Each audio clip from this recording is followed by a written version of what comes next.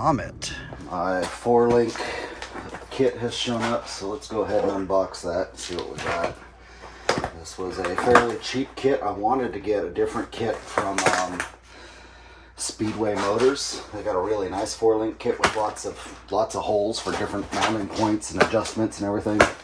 But it was out of stock, and when I called them, they couldn't even give me an ETA for when it would be back in stock. So I was just like, I'm not gonna back order something and wait 6 months to find out you're never gonna have it again, or who knows when you're gonna bill my card, because you don't bill me until it ships. So we went with Max speeding rods. That's a really freaking cool sticker. I mean, it's one thing to get a sticker. This is like 3D. This is neat. Yeah.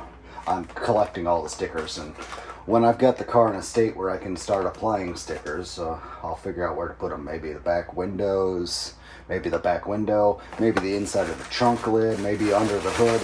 I don't know. But they're all going to get a nice, happy spot.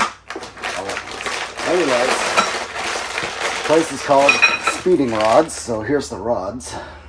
Oh, that's some thick. Gosh, that's probably 8 pounds. What's that, 4 kilograms? Call it 5 kilograms. I don't think it's that heavy. I don't think it's 10 pounds. Anyways, all the rods. Now, a lot of the reason why I discounted, or I just refused to buy some kits, was because some of them come with heim joints like this. Granted, they're not greasable heim joints, but some of them come with heim joints and some of them don't. Well, that's kind of goofy. It's all painted. I gotta grind that off to weld it. So the idea is that these are all threaded, and you stick them in there and you weld them together. So clearly I'm gonna have to be grinding some paint off when I finally gotta do it. But I guess it won't rust until then, or won't rust before then. So they've got a nice bevel right there to put some weld deep into. And from what I was seeing online, if you drilled a little hole on each side, or roughly, you can get some nice penetration into that nicely. So that's cool. So plenty of line joints. These are reverse threads, so once you get them installed, you just grab this thing and like with a pipe wrench, and you can rotate it, and it'll extend or retract, get shorter. So that's pretty cool. It's got their logo on it, so that's cool. Brackets. So everybody expects you to use a Ford 9-inch, I guess, or something similar, because all of these are 3-inch. Well, this is a 3 1/4 inch. So I'm gonna have to cut this larger on all of these. Well, these look like they're about 1/4 inch here. I don't have my caliper handy, but yeah, I was looking into 3/16, but I guess 1/4 inch will do. I mean, it's gonna be one on each side of the pipe. So yeah. So I got the 4 that go on the axle.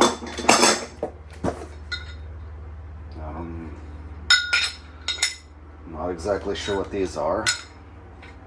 Look like shock mounts, maybe.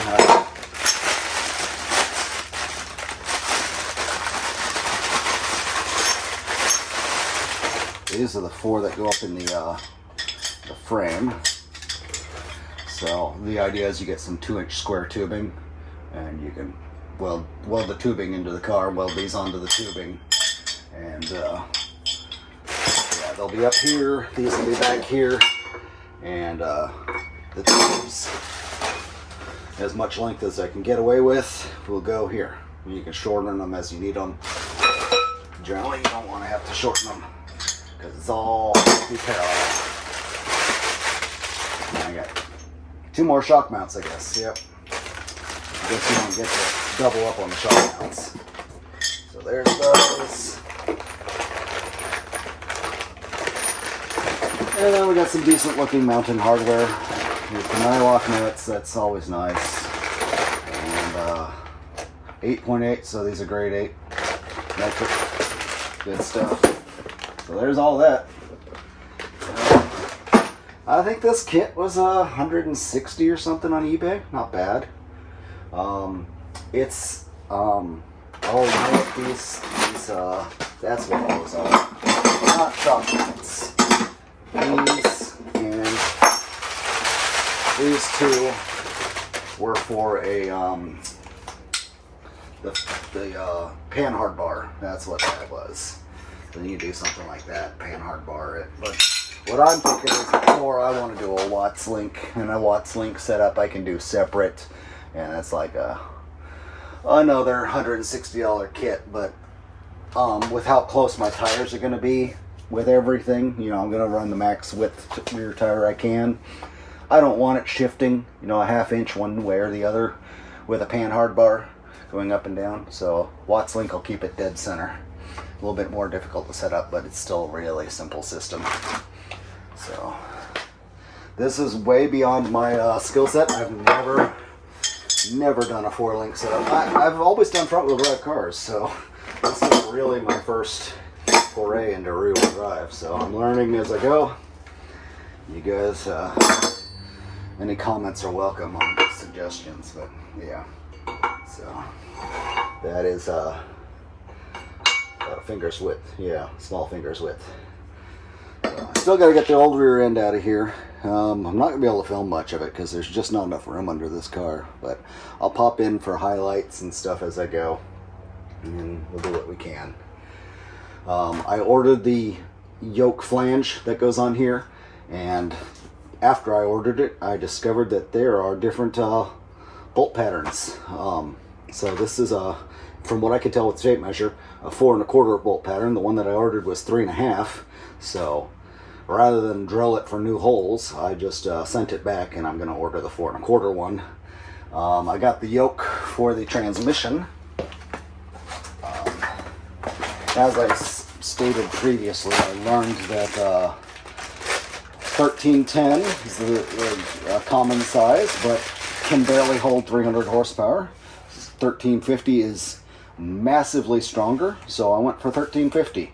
1310 was available. I guess there's a 1330 in the middle, but I didn't even stop there. 1350 is available for both the rear end and the transmission, so this is 1350, and that's going to be 1350. And when I get everything mounted, including the engine and the rear end, I will be able to measure it and go to a drive shaft shop. From what it sounds like, I'm looking at about $350 for a drive shaft, if that. Apparently the trick is finding a good drive shaft shop. So that's all there is to that, and we'll go from there. Can't wait to have this thing hanging under the car. I've still got to come up with shock mounts. I'm going to mount the 4 links inboard on the frame, not outboard, because that'll interfere with tires. So inboard of the frame rails gives me more tire clearance.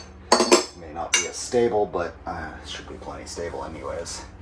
So I don't know. I need to study more about 4-link rear ends and make sure I'm not making any big mistakes as I go. But yeah, so that's that. Today I'm going to try and get this rear end out of here. This is the original, rated for like 80 horsepower rear end that was in here. If it's 7 inches, I'd be surprised. But yeah, I'm taking the leafs out as well because we're not going with leafs anymore. The shocks can come out. Looks like I gotta get up inside to get to the top of the shocks. So we'll see what we can do about that. I'll probably leave the tires on just so it's easier to drag the thing around. We'll see. I can always take the tires off after it's out of the car. It might be easier to get it out from under the car if the tires are off. It's going to be hard to film this, so that's the bell housing from the original transmission. But anyways, I'll do what I can for filming it.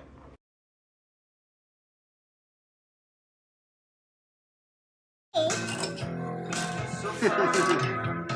shooting video, Emmett? Okay.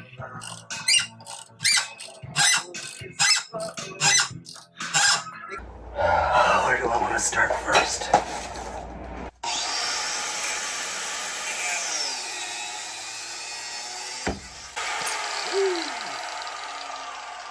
That was a pop.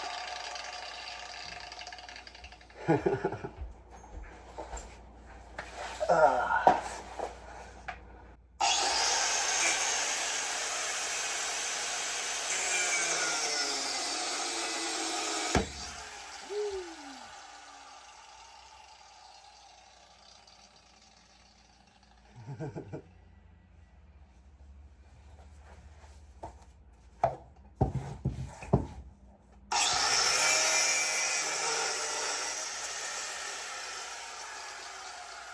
dang it, the camera cut out. Yeah, it was pretty good getting it out of there. It would have been great if I'd gotten the whole thing on video. I'm getting a new camera next week. Should solve all these problems of it cutting out constantly. So annoying. Anyways, there's the rear end. I gotta drag it out to the curb and put a free sign on it. Hopefully it goes away. Pardon the heavy breathing, but I got the rear end out. Yeah, the camera cut out on me for the fun cutting part where I cut all the rusty bolts and brake lines and everything, but it's out. The shock absorbers, I had to undo the top of them in the trunk, but that's a completely unrusted part of the car, so it was very pleasant doing that part. They came right off and didn't fight me at all on the top. The bottom fought me a lot, but, you know, just I cut them off and it was fine. What I'd like to do now is roll the new rear end under here and just kind of visualize it, if you know what I mean. So let me find my tripod and we'll do that. This is the best vantage I can give you guys under the car, wide angle lens and all. So let me grab that rear end and bring it over.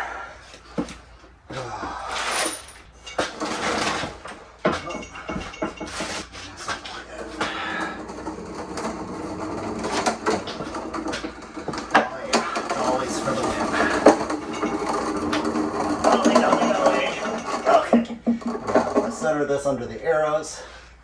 That's where that should be. Come to this side. And you should be able to see the arrow right here. So I want to center that under that arrow. It was about there. Now, look in the back and see if I'm centered left to right. Visually anyways. No, I'm not. All right.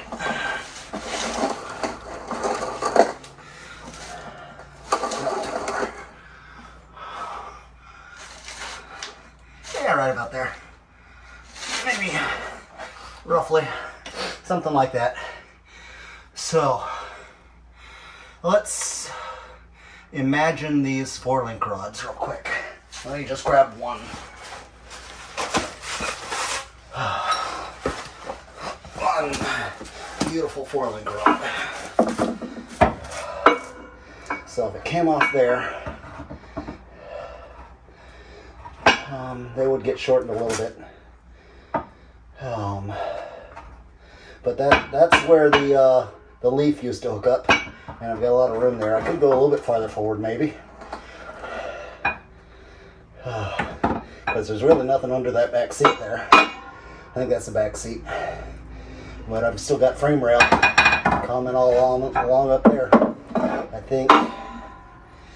And if nothing else, some angle iron would reinforce that. Yeah, that's kind of what it looks like. Is it turns into angle iron along the bottom of that back seat right there. So anyways, these are going to bolt onto 2-inch square stock that goes across anyways. The only concern is drive shaft interference with that 2-inch square stock. Because if I do it, pretty far up there, in fact, if I go far enough on that frame rail, here, let me grab you guys and show you what I'm looking at. So here's what we're looking at from the back. And we come forward. You can see it's pretty well centered down that drive shaft tunnel. Now, let me put some light up there.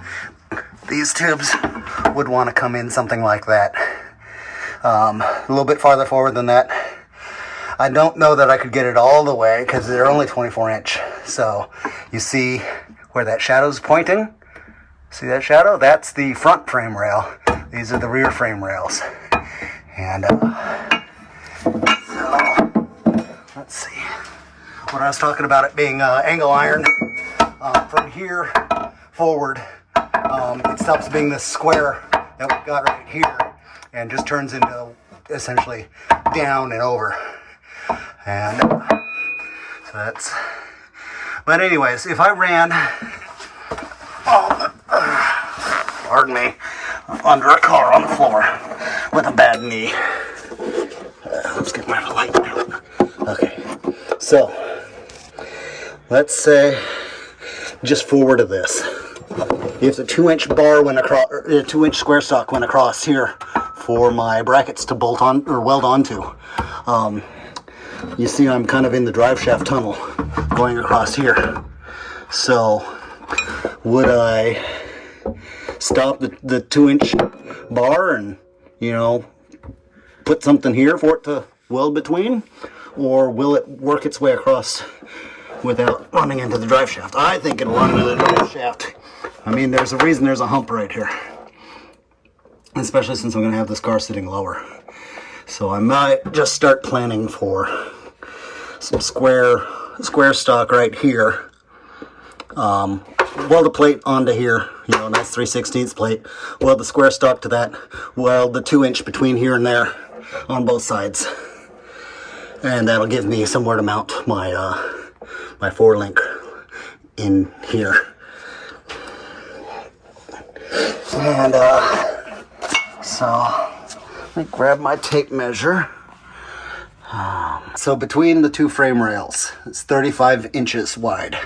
So 35 inches on the rear end gets me about here and about here. So maybe 6 inches in from each end, maybe even 4 inches in. So we got 35, 36, 37, 38, and probably another 2 there. So anyways, it's hard to mock this all up when you're on the floor with just a dolly and stuff, but I'm gonna measure a lot and weld strategically, and I should be able to just bolt it in and it'll work. Obviously I've got to come up with spring perches. I could probably use I can probably use the what's left of the strut mount boxes up here to do spring perches. Well, it might just be coilovers, so the coilovers might just go into the sides of those. Obviously reinforce them, but yeah, probably put angle iron right there and bolt through, and that'll give me my springs and my shock absorbing. Yeah, I like that. All right. And I'd probably just do straight up and down rather than diagonal. I don't know. I don't understand the difference. Maybe somebody can explain why I would want them at a diagonal, but whatever.